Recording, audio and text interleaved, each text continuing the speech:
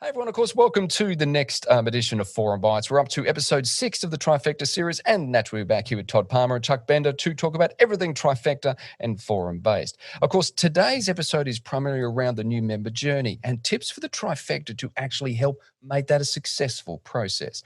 So, boys, welcome again. And I have a tough question to start with. And this, I know, is very varied around the place because I know sometimes it's difficult to define what is a new member? When does a new member journey end? And when does it become a member? When does it become tenured? So let's just start with the new member.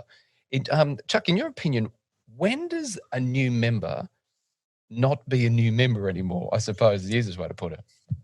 So I tend to look at it more from an outcome perspective rather than a time perspective. So to me, someone is no longer a new member when they don't feel like a stranger when they go to an event, or they feel like they've got a good crew that they can see, spend time with, have great conversations with, where they feel comfortable in the environment. To me, that part, and that can vary in time, but I think as a rule of thumb for me, they've probably renewed twice. Right. So if they joined in February and they had their first renewal in July, the next July renewals when I would probably be thinking, okay, they finally are getting it. I think for me personally, it took me a couple of years to really get fully acclimated to the language of the tribe, to feel like I had people that I could see anywhere. If I saw them at a football game and I didn't know them well, but I knew they were an EO, it wouldn't be awkward for me to go up and say, "Hey, how are you?" Does that make sense? Makes total sense, mate.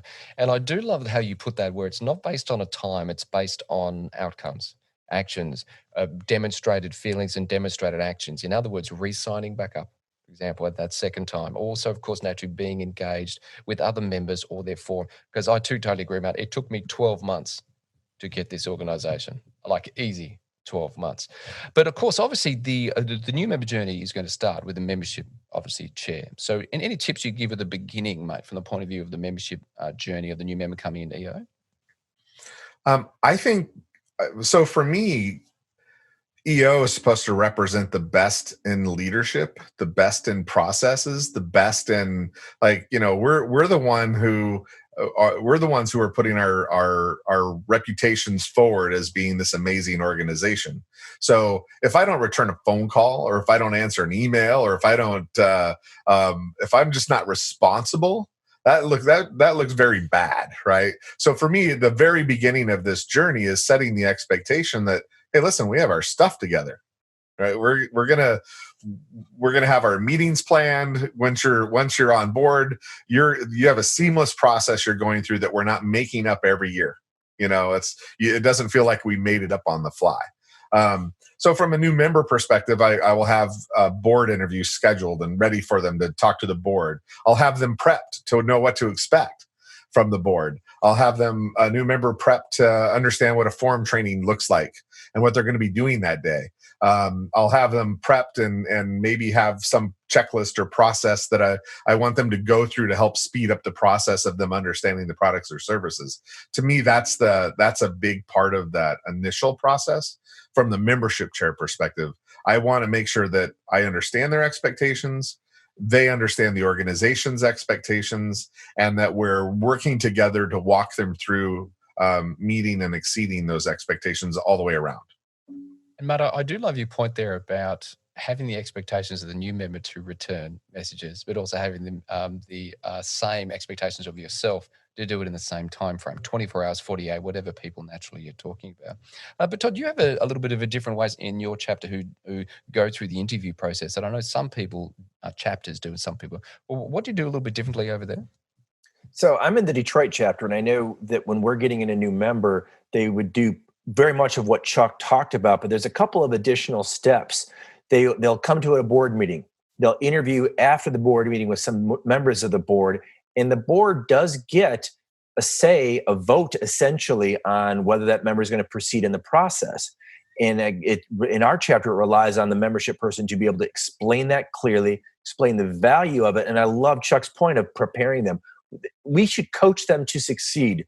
We should coach them to show up and give their very best foot forward, because it's one of those situations, because I've seen it go where someone comes in, they're unprepared, they don't land well with the board, and getting them to the next step can be a struggle.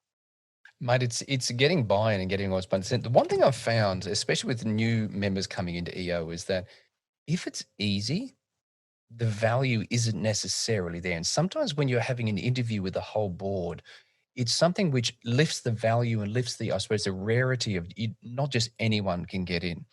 But as long as the process is followed, because the last thing you want to do is have that, I suppose, come off as arrogant, as in, why are you good enough to be in here?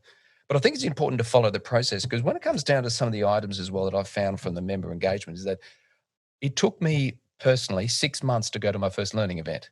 2 reasons. One, I didn't know how to do it. And also 2, I didn't know anyone yet, because it took me nearly 6 months to be placed in my forum.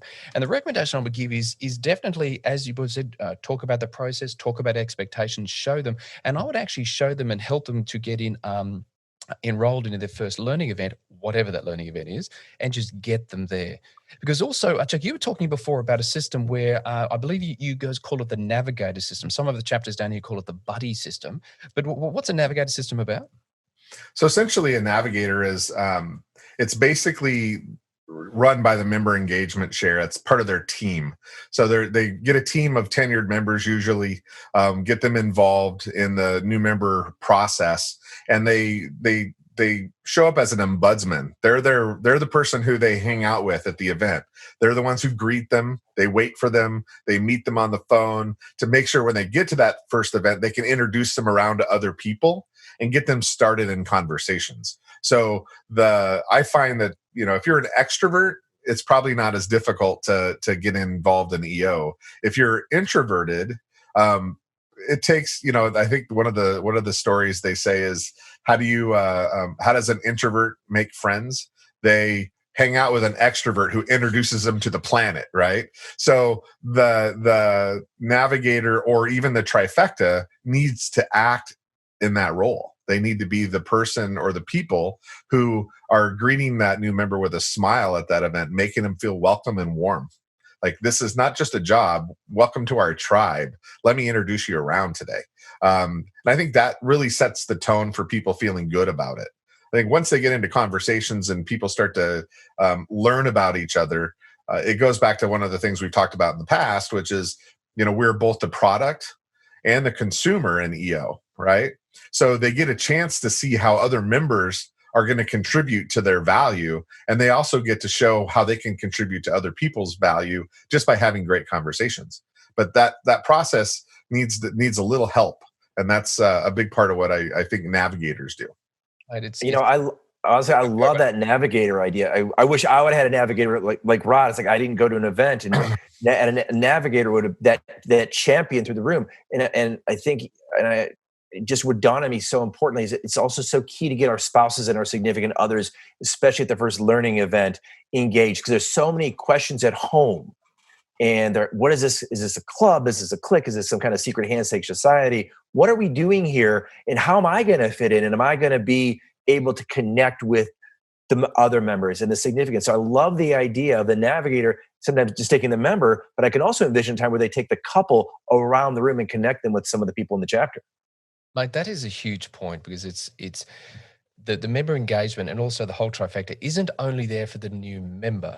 It's for everyone that comes with the new member, because it's the whole family event, and it's extremely good point, because I still remember my first learning event totally, and I was like, did not have any. I do not remember what they spoke about. I do not remember the learning or anything. There's only 2 things I remember. One, walking in the first day feeling like I wasn't supposed to be there, because I felt overwhelmed. All these people have big businesses. The reason why that is, the second thing I remember is that I actually went to a mining company's company, and we got to drive dump trucks and diggers, massive ones from mining sites, by ourselves. So in other words, here's the keys, go for it. I was driving around someone's backyard. It was a massive yard, obviously, digging holes, and I've never done that before. So in other words, obviously, getting along the learning event, everyone remembers their first learning event. good or bad, by the way, but it normally comes down to how they felt, not necessarily what they learned, because they're so focused on trying to fit in, which is a good point. Now, here's a final question for us to wrap it off. And Todd, I'll put this to you, mate. When does a member sort of have their file closed? We've spoken about when someone transitions out of a new member, but when is the Trifecta's job done for the new member? In other words, they can then close that chapter on the member. When do they finish?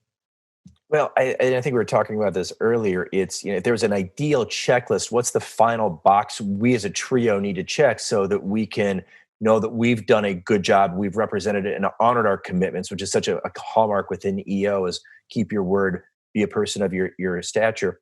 And I think as we're analyzing it, I think, we want to do a check-in once they've been placed on a forum, whether it's a 3-month check-in or a 6-month check-in. Check, even if you see them at a social event, pull them aside. Hey, how's it going? Tell me, are you running any hiccups, any problems? You're loving it? Great.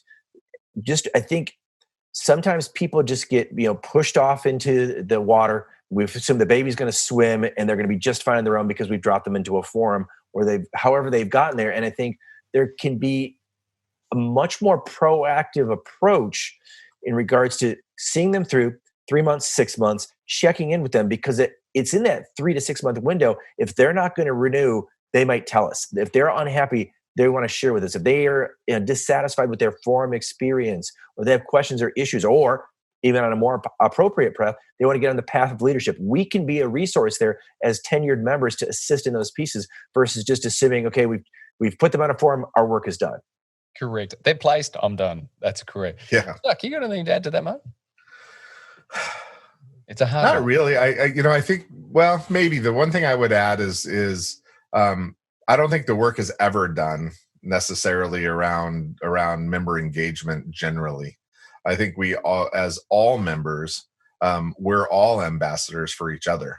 So to me, this isn't just a Trifecta problem, but it's a problem that we should all be looking out for each other and just doing a check-in. How are you doing? What are we meeting the need? I think if you look at it from a board perspective, there's all that. But I think if I'm looking at Trifecta from an initial new member and transitioning them into the general fold of the membership, I think that's again, it goes back to the outcome. When I see them at an event and they're not following me around because they've made other friends, that's usually a pretty good indication that they've moved on. Good point. Chuck, if I come to any events, I promise I will follow you around for the entire night. Likewise. Well, you did that last time. You love both of us following around like puppies. I just want selfies with Rod. No, correct. Correct. But those are rare and hard to find. Yeah. That's right. But I do have to say that's exceptionally good point there. I think when it comes down to Trifecta, as I was talking to you before, I believe that the actual new member chapter in the book may be closed, but it doesn't mean you finish the book. So in other words, you have to continue to literally engage with a member, whether they're new, tenured, or general member. Now, as always, I think it's a perfect way to end off our 6th episode. So, of course, anyone's got any questions for myself or the two boys, just leave in the comment section. If you haven't subscribed either to our podcast or the YouTube channel, please go and hit that subscribe button now. And as always, we three will see you soon in the next episode.